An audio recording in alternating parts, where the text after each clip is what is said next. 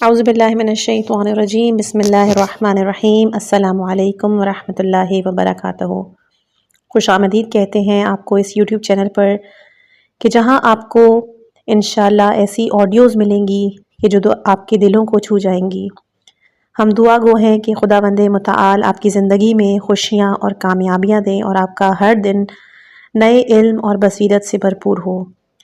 ہماری کوشش رہے گی کہ ہم آپ کو نہ صرف بہترین کتابیں بلکہ مفید اور تعلیمی مواد بھی فراہم کریں تاکہ آپ کی زندگی میں روشنی کی کرن بن سکے۔ آئیے ہمارے ساتھ اس نئے سفر کا آغاز کریں اور دعا گو ہیں کہ اللہ تعالی ہم سب کی رہنمائی کرے۔ خداوند متعال سے ایک اور دعا ہے کہ خدا آپ سب کو صحت والی لمبی عمر دے، زندگی میں کبھی بھی آپ کو کسی کا محتاج نہ کرے۔ جتنے بھی لوگ پریشان حال ہیں خدا ان کی پریشانیوں کو دور کرے، اور جتنے لوگ بیمار ہیں خدا انہیں شفا نصیب کرے، اور جو لوگ ہم سب کے اس دنیا سے رخصت ہو چکے ہیں ان سب کی مغفرت فرمائے۔ جس کتاب کا ذکر ہم لوگ کر رہے تھے اس کتاب کا نام ہے ذکر و فکر، جس شان حیدر جوادی نے لکھی ہے، اور اس کتاب کے حصہ دوم اخلاق میں حجاب کی ادبی حیثیت کی موضوع کو ہم پڑھ رہے ہیں۔ ادبی دنیا میں حجاب کے بارے میں دو طرح کے نظریات پائے جاتے ہیں۔ پہلا، بعض شعراء نے اسے عورت کے حسن کا اضافہ قرار دیا ہے کہ حجاب عورت کو باوقار اور باعزت و عظمت بناتا ہے۔ پردے دار خاتون کا احترام انسان کے دل میں بے پردہ خاتون سے یقیناً زیادہ ہوتا ہے۔ پردہ عورت کے حسن کی طرف سے حسن زن کا باعث ہوتا ہے، اور پردہ ماورائے حجاب حسن کی جستجو کو دوبالا کرتا ہے۔ دوسرا، لیکن بعض شعراء نے اس کے برخلاف اپنے محبوب کو سر عام تماشا بنانا پسند کیا۔ ان کا خیال ہے اس قدر حسین سنت الہی کے حسن کا تقاضا یہ ہے کہ اسے منظر عام پر لایا جائے۔ یہ عورت کے ساتھ ایک عظیم ظلم ہے کہ بدصورت مردوں کو آزاد بنا کے معاشرے میں لائے اور حسن و جمیل چہروں کو نقاب کے اندر بند کر دیا جائے یا انہیں چادر کی چار دیواری میں محبوس کر دیا جائے۔ ان تمام شاعرانہ بحثوں سے قطع نظر جب ادبی دنیا میں عورت کی حیثیت پر نظر کی جا سکتی ہے تو اس مسئلے کا خود بخود فیصلہ ہو جاتا ہے کہ عورت کے حق میں حجاب و پردہ زیادہ مناسب ہے یا اس کا بے حجاب ہونا ہی سماج و معاشرے کے لیے بہترین عمل ہے۔ ادبی دنیا میں عورت کے نمایاں اجزاء بدن کا یوں تجزیہ کیا گیا ہے کہ اس کی آنکھوں کو جادو قرار دیا ہے، اس کی زلفوں کو جال یا زنجیر سے تعبیر ہے۔ ایک شعر ہے کہ زلف کا عکس لیا چشم تمنائی نے، جال خود اوڑھ لیا ہوائے صحرائی نے۔ عورت کے رخسار کو شعراء کرام نے مصحف سے تعبیر کیا ہے۔ مصحف عارض اس کے لیے ایک محاورہ ہو گیا ہے۔ اگر یہ تعبیرات صحیح ہیں اور ان کے پیچھے کوئی فکر اور شعور کام کر رہا ہے تو ہر صاحب عقل اس حقیقت کا ادراک کر سکتا ہے کہ جادوگر کو معاشرے سے الگ ہونا چاہیے، ورنہ کسی وقت بھی معاشرہ سحر زدہ ہو سکتا ہے۔ جادو سے بچنے کا منتر ہر ایک کو نہیں آتا، اگرچہ پروردگار نے انسان پر یہ کرم کیا ہے کہ نگاہوں کو ٹکراؤ سے بچانے کے لیے دونوں طرف پلکوں کی ایک دیوار اٹھا دی ہے تاکہ یاجوج ماجوج آبادی کے اندر فساد نہ پھیلا سکیں۔ لیکن انسان کی نفسیاتی کمزوری کا یہ عالم کہ وہ عورت کے جادو کو دیکھنے کے بعد اس قدر بے خود ہو جاتا ہے کہ پلکوں کو بند کرنا بھی بھول جاتا ہے۔ ایسا ہی خطرات کے پیش نظر دین اسلام نے حجاب کا حکم دیا تاکہ سماج کو اس مہلک صورتحال سے بچایا جا سکے جہاں انسان اپنی قوت ارادی سے محروم ہو جائے اور ایک سحر زدہ آدمی کی طرح دوسروں کے اشارے پر کام کرنے لگے۔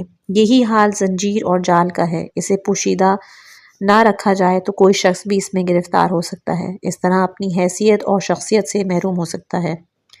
مصحف کے لیے اگرچہ غلاف سے باہر رہنا کوئی عیب نہیں، اسے پردے سے آزاد کیا جا سکتا ہے، لیکن تلاوت کے آداب میں طہارت شامل ہے۔ جب تک انسان کی نظر میں پاکیزگی نہ پیدا ہو جائے اس وقت تک اسے مصحف پر نظر کرنے یا اس کی تلاوت کرنے کا حق نہیں، اور مس کرنے کے لیے تو صاف اور واضح الفاظ ہے کہ مصحف کو مطہرون کے علاوہ کوئی مس نہیں کر سکتا۔ اسی لیے اسلام نے رشتہ ازدواج رکھا جو انسان کی خاطر خواہ طہارت نفس عطا کر کے مصحف کو مس کرنے کا جواز بھی عطا کر دیتا ہے۔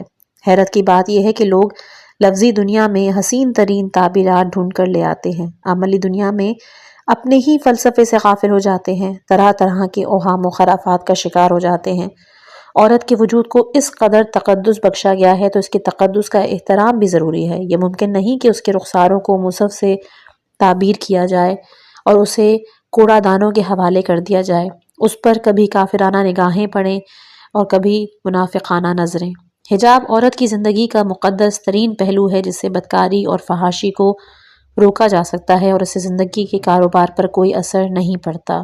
اسلام کا مقصد عورت کے وجود کی بیکاری نہیں، اس کا مقصد بدکاری سے اس کا تحفظ اور دور اس کی عظمت و حشمت کا اعلان، تاکہ کسی بیمار دل میں طمع نہ پیدا ہو اور یہ طمع عملی دنیا میں آ کر معاشرے کو تباہ و برباد نہ کرنے پائے۔ مومن اور مصائب دنیا۔ عام طور سے یہ خیال کیا جاتا ہے کہ خاصان خدا کو دنیا کی تمام مصائب سے محفوظ اور ہمہ وقت خدا کی امان و پناہ میں رہنا چاہیے۔ ساری آفات و بلیات کا رخ کفار و مشرکین کی طرف ہونا چاہیے، لیکن اسلامی روایات نے صاف واضح کیا کہ پروردگار انسان کا امتحان بقدر درجات لیتا ہے اور انسان کو درجات بقدر امتحان دیتا ہے۔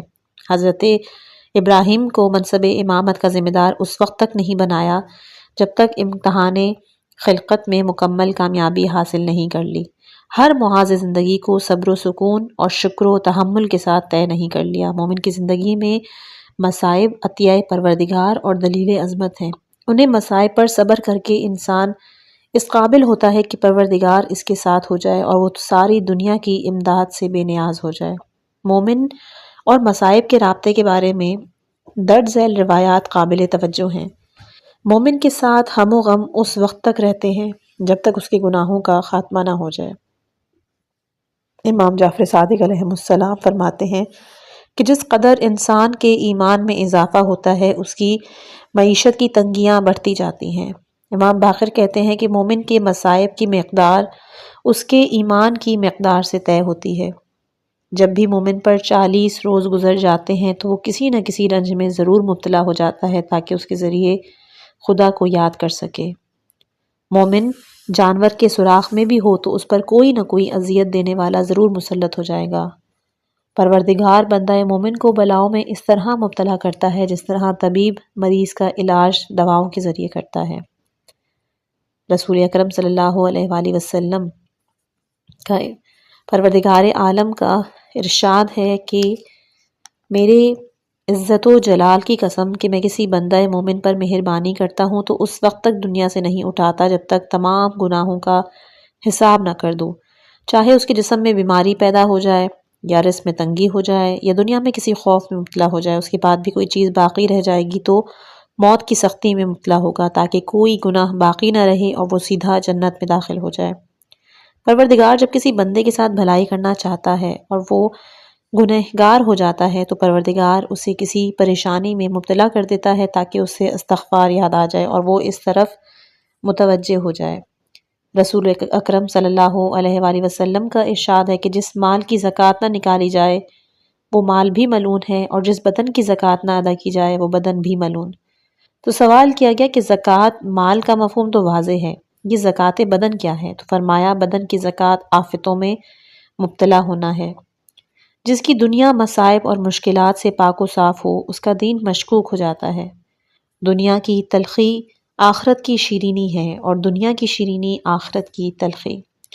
ان ساری روایات سے حسب ذیل امور کا استفادہ ہوتا ہے کہ مصیبت یاد پروردگار کا ایک بہترین ذریعہ ہے اور یاد پروردگار اہم ترین شے ہونے کے اعتبار سے اس مصیبت کو بھی محبوب ترین بنا دیتی ہے جس کے ذریعے یاد پروردگار حاصل ہو۔ مصیبت انسان کو صبر کی دعوت دیتی ہے اور صبر انسان کو اس قابل بنا دیتا ہے کہ وہ معصیت پروردگار کا مستحق ہو جائے، اور جس کے ساتھ پروردگار ہو جاتا ہے اس سے زیادہ عظیم تر کوئی انسان نہیں ہوتا۔ مصیبت تضرع زاری کا ذریعہ ہے اور تضرع زاری مومن کا وہ بہترین وسیلہ ہے جو پروردگار کی نگاہ کرم کو جذب کر لیتا ہے۔ مصیبت انسان کے گناہوں کا کفارہ بن جاتی ہے اور انسان کو بلا حساب جنت تک پہنچا دیتی ہے، اور اس سے بالا تر کوئی شرف نہیں جو انسان کو بے حساب جنت میں داخل کر دے۔ دنیا میں راحت طلبی کا خیال آخرت سے غفلت کا نتیجہ ہے اور آخرت سے غفلت انسان کو ہزاروں مصائب میں مبتلا کر دیتی ہے، لہٰذا انسان کے لیے اولیٰ اور اشرف یہی کہ مصائب دنیا کا مقابلہ کرے اور ہر طرح کے اخروی مصیبت سے نجات حاصل کر لے۔ ان اللہ اشتری من المؤمنین انفسہم و اموالہم۔ انسان ہر دور ہر معاشرے میں بکتا رہا ہے۔ اس نے مختلف انداز سے اپنی حیثیت کی تجارت کی ہے۔ صنعت کے نام پر ہنر بیچا، ملازمت کے نام پر علم بیچا، اجرت کے نام پر توانائی بیچی، اقتدار کے نام پر عزت، حکومت کے نام پر ایمان، اور ہر شخص نے حسب حیثیت اپنی قیمت لگائی۔ علم و ہنر کا خدمت خلق کے لیے صرف ہونے کے بجائے مخصوص انسانوں کے لیے وقف ہو جانا اور تنخواہ پر کام کرنا علم و ہنر کی تجارت ہے۔ ملازمت تو صرف ایک مقدس نام ہے۔ الناس علی دین ملوکہم کا مقصد ہی یہ ہے کہ سارا معاشرہ ملوکیت اور اقتدار کے ہاتھوں بک جاتا ہے اور صاحبان اقتدار جس طرح چاہتے ہیں اسے استعمال کرتے ہیں۔ ہمارے ملکوں کے مسلمانوں نے انگریزوں کی خوشنودی کے ہاتھوں اپنی شکل و صورت، اپنا حلیہ و لباس تک فروخت کر دیا۔ آج ملک رہے نہیں لیکن بکنے والے موجود ہیں، سستے داموں پر بک رہے ہیں۔ دفتر کے اوقات میں نماز ترک کر دینا تنخواہ کے ہاتھوں بندگی کی تجارت نہیں تو اور کیا ہے؟ دوست احباب کی مروت میں حرام کام انجام دینا یا سوسائٹی میں رہنے کے لیے داڑھی منڈوانا دینا صحبت اور معاشرے کے ہاتھوں اصول کی تجارت نہیں تو اور کیا ہے؟ انسان ایمان سے خالی ہو جاتا ہے تو جمادات سے لے کر سماوات تک ہر قیمت پر بک جاتا ہے۔ کوئی جواہرات جیسے جمادات کے ہاتھوں بکتا ہے اور کوئی ستاروں اور سماوات کے ہاتھوں۔ یہ صرف صاحب ایمان ہے کہ جو اپنی قدر و قیمت پہچانتا ہے اور دنیا کی کسی دولت یا طاقت کے ہاتھوں بکنے کے لیے تیار نہیں۔ امیر المومنین علی علیہ السلام کا یہ ارشاد گرامی کہ اگر مجھے ساتوں اقلیموں کی بادشاہت دے دی جائے اور مجھ سے مطالبہ کیا جائے کہ میں ایک چیونٹی پر ظلم کروں اور اس کے منہ سے وہ دانہ یا چھلکا چھین لوں جو اس نے اپنی غذا کے لیے فراہم کیا ہے تو یہ میرے امکان سے باہر ہے۔ اس بات کی دلیل ہے کہ ایمان اقالیم سبعہ کے عوض بھی نہیں بیچا جا سکتا، اور انسان کو اپنے جوہر کردار کی قدر و قیمت کا خود اندازہ کرنا چاہیے۔ دینی حلقوں میں حقوق شریعہ کی غلط تقسیم، اوقات پر بیجا تصرف، عہدوں کی نامناسب تقسیم، ہر مسئلے میں تعلقات کی بالا تری، مدارس پر خاندانی قبضے، مساجد پر پارٹیوں کا تسلط، انجمنوں کی صبح و شام پیداوار، مجالس و محافل میں کلمات تحسین کا نامناسب استعمال، یہ وہ امور ہیں جن سے صاف واضح ہوتا ہے کہ انسان کتنی قیمتوں پر ایمان و کردار کو فروخت کر سکتا ہے۔ وہ بدنصیب پھر بہتر تھا جس نے اپنے نفس و ایمان کی قیمت ملک رے کی گورنری قرار دی۔ یہ صاحبان ایمان تو بالکل بدقسمت ہے کہ ایمان و کردار فروخت بھی کرتا ہے اور قیمت بھی حسب حیثیت حاصل نہیں کر پاتا۔ سہم مبارک امام پر گزارا کرنے والے طلاب کی تعلیم میں کوتاہی، سہم سعادات حاصل کرنے والوں کا ضرورت سے زیادہ صرف، فطرے کا ناجائز اسٹاک کرنے والے، شرعی امور کو مختلف ہیلوں سے حاصل کرنے والے، شرعی رقوم کو ذاتی امور پر بے تحاشا خرچ کرنے والے سب ایمان و کردار کے تاجر اور اپنے کو سستے داموں پر فروخت کر رہے ہیں۔ رب کریم نے انسان کو متوجہ کیا کہ تجارت تیری فطرت ہے، تو مفادات کے مقابلے میں اپنے کو ضرور فروخت کرے گا، لیکن تقاضائے عقل و ہوش یہ ہے کہ دو باتوں کا خیال رکھنا، کس کے ہاتھ بکنا ہے اور کس قیمت پر بکنا ہے۔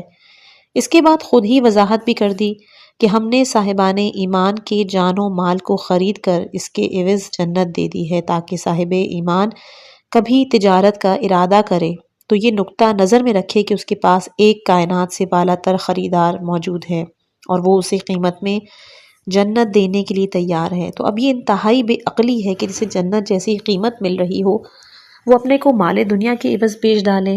ابن سعد ملعون اور حضرت حر کا بنیادی فرق یہی تھا کہ دونوں کے سامنے دنیا بھی آئی اور جنت بھی۔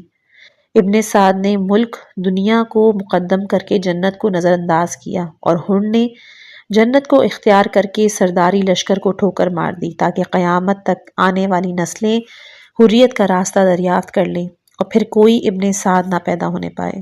صاحبان ایمان کا نفس کمزور تھا تو اس کی قیمت جنت قرار پائی، جو خود بھی ایک مخلوق خدا ہے، لیکن جس کا نفس کل ایمان کا مرکز تھا اس نے جنت کو بھی اپنی قیمت نہیں قرار دیا بلکہ اپنے کو مرضی الہی کے عوض فروخت کیا، جو جنت سے کہیں زیادہ بلند تر قیمت ہے، اور جنت کی بھی کل حیثیت یہی ہے کہ وہ مرضی الہی کی ایک مصداق ہے، ورنہ حور و غلمان میں کیا رکھا ہے۔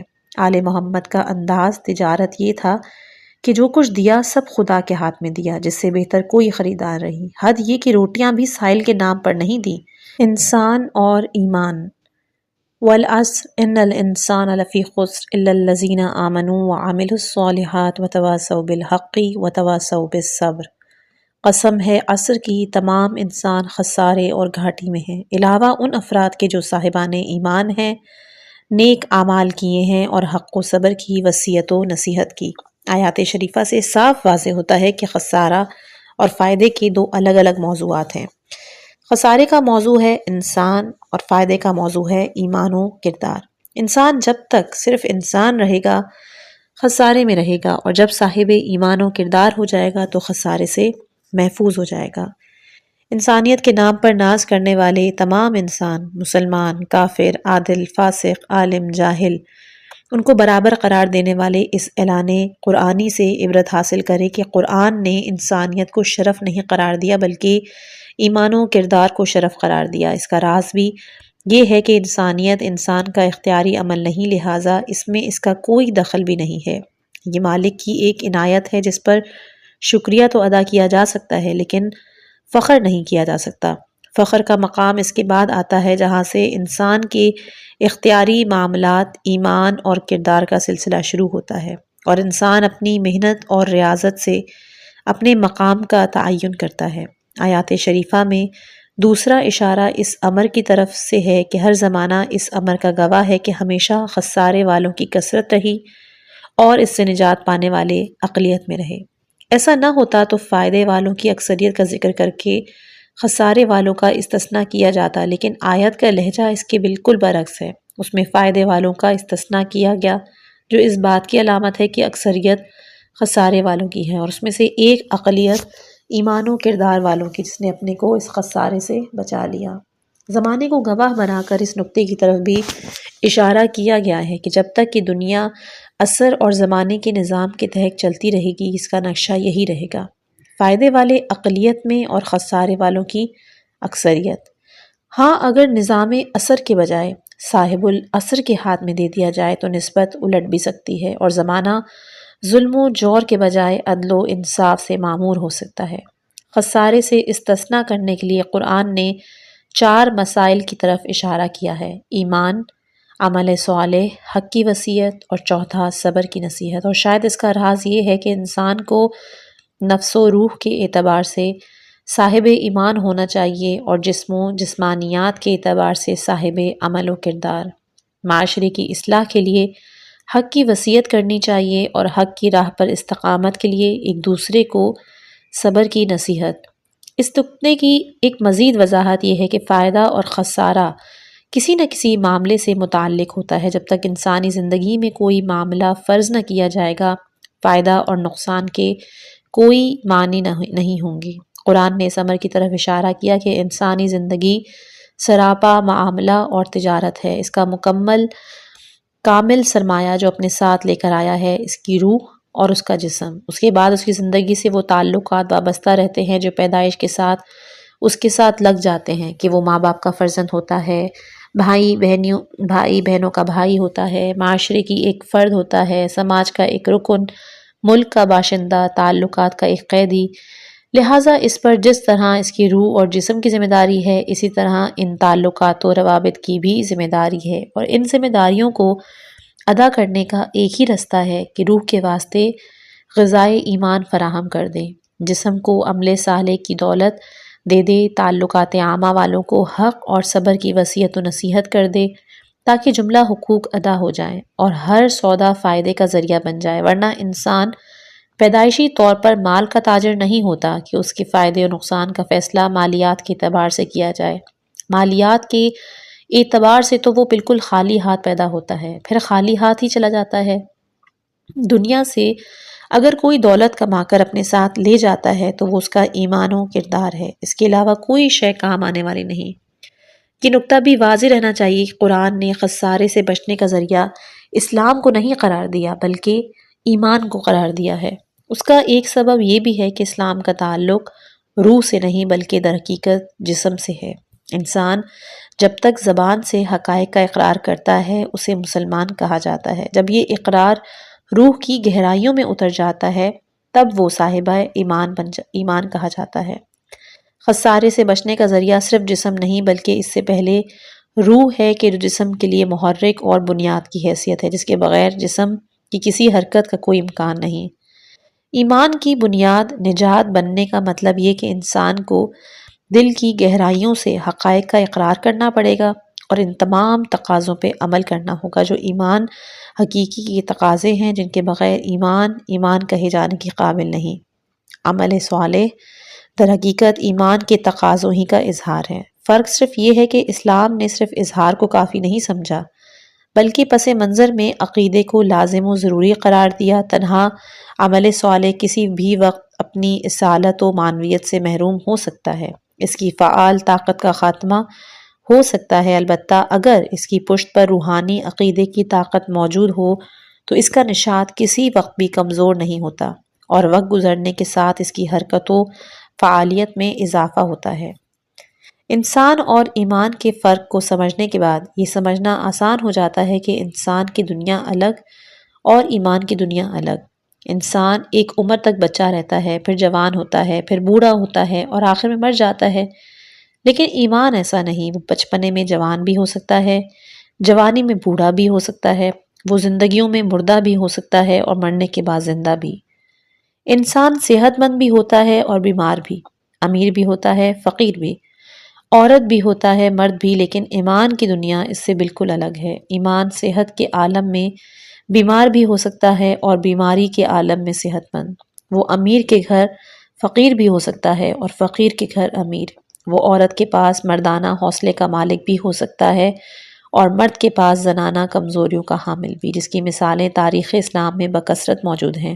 یہاں بچے کو تصدیق رسالت کرتے دیکھا اور بوڑھے کو رسالت میں شک کرتے، عورت کو ساری دولت لگاتے دیکھا اور مرد کو میدان سے بھاگتے، بیمار کو روزوں کی نظر کرتے دیکھا اور صحت مند کو میدانی عمل سے فرار کرتے ہوئے۔ ایسے حالات میں ایمان ہی فائدے کی دلیل بن سکتا ہے، انسان ہونا نہیں۔ انسان تو اس وقت تک خسارے میں رہے گا جب تک صاحب ایمان و کردار نہ ہو جائے۔ انسان اور شیطان۔ قرآن مجید میں مختلف اشکال و الفاظ کے ساتھ انسان کا تذکرہ تقریباً 90 مقامات پر ہوا ہے اور شیطان کا تذکرہ 88 مقامات پر، بلکہ اگر انسان کے تذکرے میں لفظ انسی اور اناسی کو الگ کر دیا جائے تو حساب بالکل برابر ہو جائے گا۔ من الجنتی والناس کے کاروبار میں کوئی فرق نہیں رہ جاتا۔ انسان اور شیطان کا سابقہ بہت پرانا ہے۔ جس دن سے انسان کی خلقت کا اعلان ہوا اسی دن سے شیطان نے اپنی مخالفت و بغاوت کا اعلان کیا۔ پہلے اس کی مادر تخلیق کا مذاق اڑایا کہ مٹی سے بننے والی مخلوق کی اوقات ہی کیا، خاک کو خاک میں مل جانا چاہیے، اسے قابل سجدہ کیسے بنایا جا سکتا ہے۔ پھر اس کی کمسنی کا استہزاء کیا کہ ایسا انسان جو ہمارے سامنے پیدا ہوا ہے، ابھی اس کو کیا کمال، یہ خلافت الہیہ کا حقدار کس طرح ہو سکتا ہے، اور اس طرح کبھی براہ راست کبھی بالواسطہ اپنی مخالفت کا اعلان کرتا رہا۔ اسی لیے قرآن نے اولاد آدم کو متنبع کیا کہ یہ تمہارا کھلا ہوا دشمن ہے، تم آدم کی اولاد ہو اور یہ آدم ہی کا دشمن ہے، تو تمہاری کیا اوقات۔ ارشاد ہوتا ہے، اولاد آدم، کیا ہم نے تم سے اس بات کا عہد نہیں لیا کہ خبردار شیطان کی بندگی نہ کرنا، وہ تمہارا کھلا ہوا دشمن اور ہماری عبادت کرتے رہنا کہ یہی صراط مستقیم ہے۔ اس ایک اعلان سے مالک کائنات نے 3 حقائق کا اعلان کیا ہے۔ پہلا یہ کہ شیطان تمہارے بابا آدم کا دشمن ہے، لہٰذا تمہیں اسے اپنا دشمن قرار دینا چاہیے، اس لیے کہ لائق اولاد باپ کے دشمن کو اپنا دشمن قرار دیتی ہے اور تم آدم ہی کی اولاد ہو۔ اس نقطے سے اس حقیقت کا بھی اشارہ مل جاتا ہے کہ اگر پیغمبر اسلام نے اپنے کو اور علی کو امت کا باپ قرار دیا ہے تو امت کا فرض ہے کہ دونوں کے دشمن کو اپنا دشمن تصور کرے اور پھر اس سے ہوشیار رہے۔ دوسرا کہ صراط مستقیم بے عملی کا نام نہیں بلکہ صراط مستقیم سراپا عمل ہے، جہاں مسلسل عبادت پروردگار کے کرتے رہنا اور ایک آن کے لیے بھی غافل نہیں ہونا۔ اور تیسرا کہ صراط مستقیم صرف رحمان سے تولا کا نام نہیں بلکہ اس میں شیطان سے بیزاری بھی ضروری ہے، اور یہ بیزاری اس تولا پر مقدم ہے کہ انسان پہلے شیطان کی عبادت سے کنارہ کشی کرے، اس کے بعد عبادت رحمان کرے، ورنہ اس کے بغیر صراط مستقیم کا ملنا ممکن نہیں۔ تعارف شیطان۔ شیطان کے بارے میں حسب ذیل امور تمام عالم انسانیت پر واضح ہیں اور سب ان امور کا اقرار بھی کرتے ہیں۔ پہلا کہ شیطان ایک ہے مگر گمراہ کرنے کے لیے ہر جگہ پہنچ جاتا ہے۔ دوسرا، شیطان غائب ہے مگر گمراہ کرتا رہتا ہے اور اسے مبین کے لفظ سے تعبیر کیا جاتا ہے۔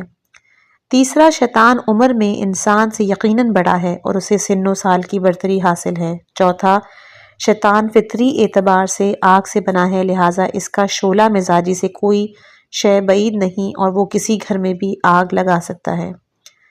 چھٹا کہ شیطان کی جماعت انسانی گروہ کے مقابلے میں یقیناً اکثریت میں ہے، لیکن اس کے باوجود اسے حق نہیں تسلیم کیا جاتا بلکہ اسے ملعون قرار دیا جاتا ہے۔ ساتواں کہ شیطان اپنی اوقات کے اعتبار سے جنات میں تھا، لیکن کوئی صورت نکال کر ملائکہ کی بزم میں پہنچا اور اس بزم کے تقاضوں کو پورا نہ کر سکا تو ہمیشہ ہمیشہ کے لیے ملعون ہو گیا۔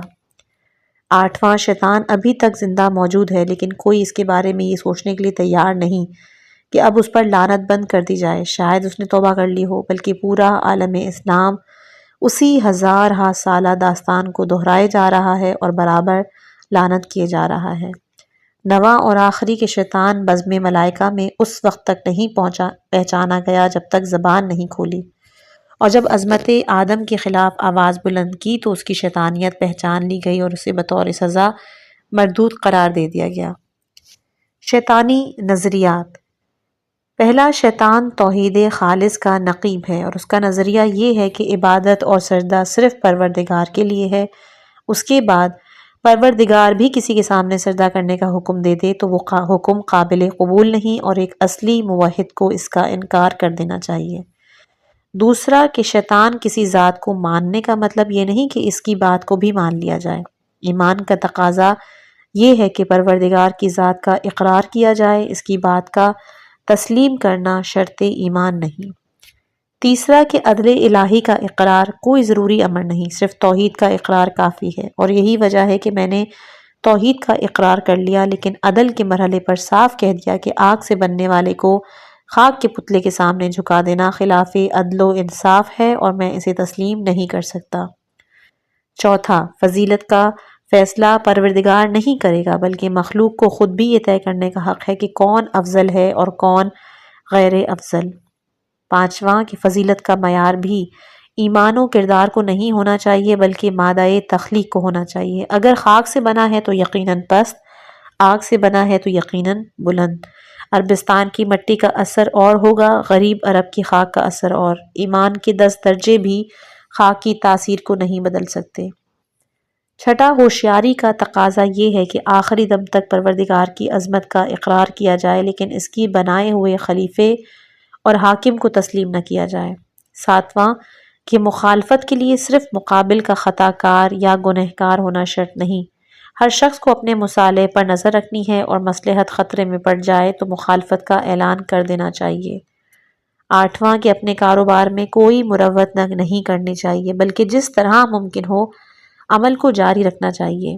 کوئی انسان عقائد میں گمراہ ہو جائے تو اسے اعمال میں نہ چھیڑا جائے بلکہ مزید مصروف بنا دیا جائے، اور کوئی فرزند آدم عقائد میں گمراہ نہ ہو سکے تو خاموش نہیں بیٹھنا چاہیے، اسے فروع دین اور اعمال کی منزل میں گمراہ کرنا چاہیے۔ نواں، اگر کسی بڑی محفل سے نکال دیے جاؤ تو خبردار شرمندہ ہو کر نہ بیٹھ جانا بلکہ مزید آزادی کے ساتھ کام شروع کر دینا، اس راہ میں عظمت پروردگار کی بھی پرواہ نہیں کرنا۔ اور 10واں اور آخری کہ اپنی انانیت کا تحفظ بہرحال ضروری ہے، اس پر کسی طرح آنچ نہیں آنی چاہیے۔ پروردگار بھی کسی کے سامنے سر جھکانے کا حکم دے تو صاف انکار کر دینا چاہیے اور اپنی انانیت کا تحفظ کر دینا چاہیے۔ یہ وہ 10 شیطانی نظریات ہیں۔ کاش امت اسلامیہ اس داستان سے عبرت حاصل کر سکے۔ انسان اور شیطان۔ صراط مستقیم کی علامت یہ ہے کہ شیطان سے عداوت ہو اور رحمان کی عبادت، دونوں کو جمع کر لینا بھی صراط مستقیم نہیں، اور دونوں سے نیوٹرل ہو جانا بھی صراط مستقیم نہیں۔ صراط مستقیم کے لیے تولاء رحمان بھی ضروری ہے اور براءت از شیطان بھی۔ شیطان کی منزل یوسوس فی صدور الناس، اور رحمان کی منزل قلب مومن عرش الرحمن۔ اگر اندر رحمان کا گھر بن گیا تو باہر کا حملہ کامیاب نہیں ہوگا۔ شیطان کے بارے میں عقائد 1، ایک ہے مگر ہر جگہ، دوسرا غائب ہے مگر کام کر رہا ہے، تیسرا عمر میں سب سے بڑا ہے مگر گمراہ ہے، چوتھا اکثریت کا مالک ہے مگر ملعون ہے، پانچواں شیطان نہیں تھا مگر انکار خلافت آدم سے شیطان بن گیا، چھٹا عدل الہی کا اقرار نہیں کیا تو مردود قرار پایا، ساتواں چند لمحوں کا تھا لیکن سزا ابدی ہے، اور آٹھواں جرم خدا کا کیا لیکن لعنت بندے بھی کرتے ہیں، نواں دشمن آدم کا تھا لیکن اولاد آدم کا بھی دشمن قرار پایا، دسواں خدا کا مخلص تھا لیکن جس کو سجدہ کرانا چاہا اسے سجدہ نہیں کیا، توحید خالص بھی کام نہ آئی۔ دشمن آدم کا اولاد آدم کا دشمن قرار پانا دلیل ہے کہ باپ کے دشمن کو دشمن سمجھنا دلیل اہمیت ہے۔ اب دشمن نبی بھی دشمن امت ہے اور دشمن علی بھی۔ شیطان نے آدم سے انتقام کے بارے میں کہا کہ میں ان کی اولاد کا گلا دباؤں گا، گویا اولاد سے بدلہ لینا دلیل شیطانیت ہے۔ شیطان کی داستان سب سے پرانی داستان ہے لیکن اس کا تذکرہ ضروری ہے، اور ہر قدم پر لاحول پڑھنا بھی ضروری ہے کہ وہ لفظ ضالین میں بھی گمراہ کر سکتا ہے۔ شیطان کا پہلا کارنامہ یہ ہے کہ اس نے بعض اولاد آدم سے بھی آدم کے گنہگار ہونے کا اقرار لے لیا۔ اب یا ابلیس فاتح ہے یا یہ اولاد آدم نہیں۔ آدم کا جنت سے نکل کر دنیا میں آنا فریضہ تھا، ابلیس نے حماقت کر کے یہ الزام اپنے سر لے لیا اور اسے اپنا کارنامہ بنا کر ملعون قرار پا گیا۔ اگر آدم کو گنہگار تسلیم کر لیا جائے اور یہ کہا جائے کہ بربنائے گناہ جنت سے نکال دیے گئے تو اس کا مطلب یہ ہوا کہ گناہ پر خلیفۃ اللہ جنت سے نکل سکتا ہے، تو خلیفۃ المسلمین کے گناہ کے بعد جنت میں جانے کا کیا سوال۔ شیطان نے اپنے خیال میں آدم کو گمراہ کر لیا مگر پھر بھی یہ کہتا رہا کہ عباد مخلصین کو گمراہ نہیں کر سکا۔ اس کا مطلب یہ ہے کہ اس کی نگاہ میں آدم سے بالاتر عباد مخلصین بھی تھے جن کی گمراہی کا کوئی امکان نہیں۔ شیطان کا دوسرا کارنامہ فرزند آدم قابل کی گمراہی تھی، جہاں بڑا بھائی چھوٹے بھائی کا قاتل بن گیا اور حسد نے اپنا کام کیا، نہ مقدس رشتہ کام آیا نہ مقدس ماحول۔ قابل نے قتل کے بعد دفن کے بارے میں سوچنا شروع کیا اور غراب نے دفن کی تعلیم دی، گویا کل کا قاتل فرزند نبی کو بھی دفن کرنے کے لیے فکر مند تھا۔ جناب آدم نے اس حادثے کے بعد حابیل پر گریہ کیا اور قابل پر لعنت کی تاکہ مظلوم پر گریہ اور قاتل پر لعنت دلیل آدمیت بن جائے۔ قابل کے بعد شیطان نے جناب ابراہیم کا رخ کیا اور مینا کے قریب ابراہیم، اسماعیل اور ہاجرہ سب کو گمراہ کرنا چاہا لیکن ملعون قرار پایا اور رمی جمرات ابدی سزا بن گئی۔ جناب یوسف کے لیے زلیخا جو کہ عورت کو ذریعہ بنایا لیکن کامیاب نہ ہو سکا کہ عباد صالحین گمراہ نہیں ہوتے، اور یہی دلیل ہے کہ جناب آدم گمراہ نہیں ہوئے۔ شیطان کا ایک حربہ عقائد میں تشکیک ہے کہ جو خدا نظر نہ آئے اس کا وجود کیسے تسلیم کیا جائے، ایک خدا دو جہان کا مالک کیسے ہوگا، خداؤں کو چھوڑ کر ایک خدا کثرت سے قلت کا سفر ہے جو قرین عقل نہیں، خدا صامت ہو تو بہتر ہے تاکہ اس کی مرضی کی تفسیر ہو سکے، خدا اپنا بنایا ہوا ہو تو مناسب ہے تاکہ اپنی مرضی کا تابع ہو۔ نبوت میں بھی شبہ پیدا کیا کہ وہ ہمیں جیسا ایک بشر ہے، وہ امی ہے، وہ ان پڑھ ہے، اس سے گناہ سرزد ہو سکے، اسے دنیا کے مسائل کا علم نہیں، وہ کبھی کبھی اولاد کی محبت میں بہک سکتا ہے۔ امامت میں شبہ پیدا کیا کہ اسے ایک خاندان کی میراث نہیں ہونا چاہیے، ساری امت کو حق ملنا چاہیے، پیغمبر نے اپنے خاندان کو امت پر مسلط کر دیا، امامت کی معیار کو حسب حالات بدلتا رہنا چاہیے۔ قیامت میں شبہ پیدا کیا کہ اگر مرنے کے بعد کچھ نہ نکلا تو ساری محنت برباد، معاد جسمانی اور روحانی کی بحث اٹھا دی، آج کل اور معقول کا جھگڑا شروع کر دیا، اعمال میں قیاس و استحسان کو داخل کر کے احکام کی شکل مسخ کر دی، شریعت کو نامکمل قرار دیا، میدان جنگ میں کبھی مسلمانوں کے حوصلے پست کیے اور کبھی قد قتل محمد کی آواز بلند کر کے لشکر اسلام کو فرار پر آمادہ کیا، اور پھر مال غنیمت کے بارے میں رسول کو بھی غیر معتبر بنا دیا۔ صلح کی منزل میں پیغمبر کو پست ہمت اور مزدل بنا کر رسالت میں شک پیدا کیا۔ وقت آخر پیغمبر قرآن کو کافی بنا کر مردہ پرست تھی۔ مسلمانوں کی زندگی پر ایک طنز یہ بھی کیا جاتا ہے کہ یہ قوم مردہ پرست ہے، زندوں کی قدر نہیں کرتی، لیکن جب کوئی مر جاتا ہے تو اس کے احترام کے ہزار راستے نکال لیتی ہے۔ اس طنز کا سرسری جواب یہ دے دیا جاتا ہے کہ احترام کا نام پرستش نہیں ہے۔ مسلمان مرنے کے بعد بھی انسان کا احترام کرتا ہے اور احترام کو زندگی کی حدوں کے ساتھ محدود نہیں کرتا، لیکن اس کا یہ مفہوم ہرگز نہیں کہ وہ مردوں کی پرستش کرتا ہے یا انہیں اپنا خدا تصور کرتا ہے۔ اسلام میں خدائی کے تصور میں حیات ایک جزء لازم کی حیثیت رکھتی ہے، اور اس کے نزدیک نہ زندگی کے بغیر کوئی خدا ہو سکتا ہے اور نہ پرستش کے قابل ہو سکتا ہے۔ لیکن حقیقت امر یہ ہے کہ یہ جواب صرف اس لفظ کا ہے جو اعتراض یا طنز کے موقع پر استعمال کیا گیا ہے، ورنہ مسئلے کی گہرائی پر غور کیا جائے تو دنیا کی ہر قوم اور بالخصوص مسلمان قوم سب میں یہ کمزوری مشترکہ پائی جاتی ہے کہ مردوں کا احترام زیادہ ہوتا ہے اور زندوں کا احترام کم۔ اسلام یہ چاہتا تھا کہ زندگی کے خاتمے کے ساتھ احترام کا سلسلہ ختم نہ ہونے پائے، نہ یہ کہ زندگی کے خاتمے کے ساتھ احترام کا سلسلہ شروع ہو اور صورتحال کچھ ایسی ہی ہو گئی کہ زندگی قابل احترام نہیں رہ گئی اور موت ہی بنیادی احترام بن گئی۔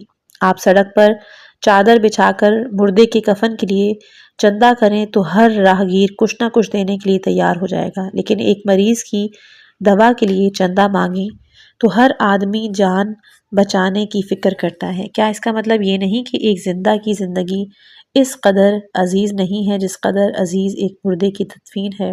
اس مقام پر یہ خیال نہیں کیا جا سکتا کہ اسلام میں تجہیز و تکفین ایک فریضہ ہے، لہٰذا ہر انسان اس کی طرف متوجہ ہو جاتا ہے۔ اس کا کوئی تعلق مردہ پرستی سے نہیں، اس لیے کہ جس اسلام میں مردے کی تجہیز و تکفین ایک فریضے کی حیثیت رکھتی ہے، اسی اسلام میں زندہ کی جان بچانا بھی واجب ہے۔ اسلام نے ہر مسلمان کی ذمہ داری قرار دی ہے کہ اگر کوئی شخص ہلاک ہو رہا ہے تو اس کی زندگی کا تحفظ کرے، چاہے جس طرح ممکن ہو۔ مسئلہ فقط حیات و موت تک محدود نہیں، بلکہ ہر وہ چیز جس کو دین و عقل نے بنیاد حیات قرار دیا، اس کے ساتھ معاشرے میں یہی برتاؤ، اس کی وہ حیثیت نہیں رہ جاتی جو حیثیت موت سے متعلق مسائل کی ہے۔ مثال کے طور پر دین اسلام نے علم و معرفت کی بنیاد حیات قرار دیا ہے۔ حیات و موت کا دار و مدار علم اور معرفت پر ہے، اور علم و معرفت کے بغیر زندگی ہلاکت کہے جانے کے قابل ہے۔ لیکن صورتحال یہ ہے کہ ایک مردے کے لیے مجسمہ نصب کرنا، سڑک بنانا، قبر پر پھول چڑھانے کے واسطے بے حساب سرمایہ نکل آتا ہے، لیکن علمی ادارے، مدرسہ قائم کرنے کے لیے رقم کا نکلنا بھرے گھر سے جنازے نکلنے کے مترادف ہے۔ کیا اس کا راز یہ نہیں ہے کہ معاشرے میں علم بے قدر و قیمت ہو گیا ہے اور اس کی بنیادی حیثیت و افادیت کو یکسر نظر انداز کر دیا گیا ہے؟ علم کی بے کسی یہ ہے کہ اسے مولائے کائنات نے 10 دلائل سے مال سے بہتر قرار دیا، اور کھلی ہوئی بات ہے کہ مال مردہ شے ہے اور مردوں سے تعلق بھی رکھتی ہے۔ علم زندگی ہے، زندوں ہی کے ساتھ رہتا ہے، لیکن اس کے باوجود پورے معاشرے میں مال کی قدر و قیمت علم سے کہیں زیادہ ہے۔ ایک شخص کو 1 روپیہ دے دیجئے، ہر چوراہے پر سلام کرے گا، لیکن ایک مسئلہ بتا دیجئے کوئی قدر نہیں کرے گا۔ ایک شخص کو 1 پیالی چائے پلا دیجئے، وہ ہر جگہ تعریف کرے گا، لیکن ایک قانون شریعت سمجھا دیں تو شاید ہی وہ آپ کے قابل ذکر تصور کرے۔ دسترخوان بچھا کر طرح طرح کی غذائیں حاصل کر دینے والے کا احسان سب مانتے ہیں، لیکن اس کے مرحومین کے لیے فاتحہ پڑھ دینے والوں کا احسان کوئی نہیں مانتا۔ حالانکہ غذا تھوڑی دیر میں فنا ہو جائے گی اور سورہ فاتحہ روز قیامت تک کام آئے گی۔ صاحبان مال کے احترام پر صاحبان علم کو بھی مجبور کیا جاتا ہے، اور صاحبان علم کے احترام پر صاحبان مال کو مجبور کرنے والا کوئی نہیں۔ صاحبان مال کا عام تصور یہ ہے کہ وہ اپنے مال کے زور پر صاحبان علم و فضل کو خرید سکتے ہیں یا ان سے کام لے سکتے ہیں، اور صاحبان علم انہیں نہیں خرید سکتے، جو اس بات کی علامت ہے کہ معاشرے کے ذہن میں مال کی قدر و قیمت زیادہ ہے اور علم کی قدر و قیمت نہیں۔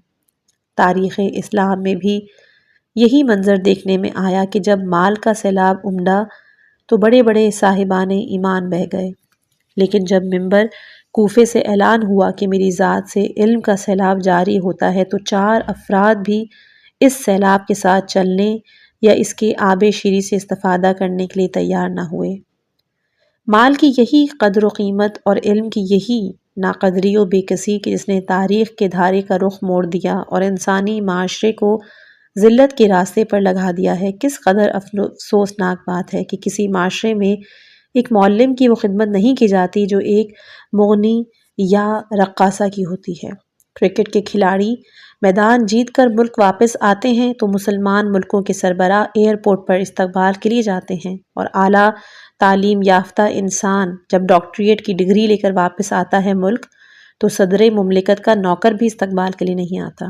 کیا علم کی اس سے زیادہ کوئی توہین ہو سکتی ہے کہ اسے کھیل تماشے کے برابر بھی درجہ نہ دیا جائے، اسے معاشرے کا سب سے زیادہ بے قیمت کام قرار دے دیا جائے، جبکہ علم اساس حیات و بنیاد زندگی ہے۔ اس کے مقابلے میں کسی شے کی کوئی قیمت نہیں۔ زندگی اس قدر ناقدری کو مردہ پرستی نہ کہا جائے تو کیا کہا جائے؟ تاریخ اسلام نے تو مردہ پرستی کی حد کر دی تھی، جب جاہل مطلق افراد کو ان افراد پر مقدم کر دیا گیا جنہیں باب مدینۃ العلم اور معلم انسانیت قرار دیا گیا تھا۔ حصہ دوم کا اختتام ہوتا ہے انشاءاللہ اگلی ویڈیو میں۔ حصہ سوم کے جو اعمال و احکام کے حوالے سے ہے وہ بیان کیا جائے گا۔ خداوند متعال سے دعا ہے کہ خدا آپ سب کو صحت والی زندگی عطا کرے۔ امید کرتی ہوں کہ آج کی یہاں تک کی کتاب آپ کو سمجھ آئی ہوگی۔ اگر یہ کاوش آپ کو پسند ہے تو اس کو لائک کرنا مت بھولیے گا، اور اپنے کمنٹ سے مجھے آپ بتا سکتے ہیں کہ آپ کو اور کون سی کتابوں کے بارے میں آڈیوز چاہیے۔ اگر آپ لوگ میرے اس چینل پر نئے ہیں تو اس کو سبسکرائب کرنا مت بھولیے گا۔ ایک چھوٹا سا بیل آئیکن بنا ہوا ہوتا ہے، اس کو بھی ضرور پریس کر دیں تاکہ آپ کو صراط مستقیم کی جو آنے والی جتنی بھی اپڈیٹس ہیں اس کے بارے میں پتہ چل سکے اور آپ اس کا حصہ بن سکیں۔ مجھ حقیر کو اپنی خاص دعاؤں میں یاد رکھیے گا۔ والسلام علیکم۔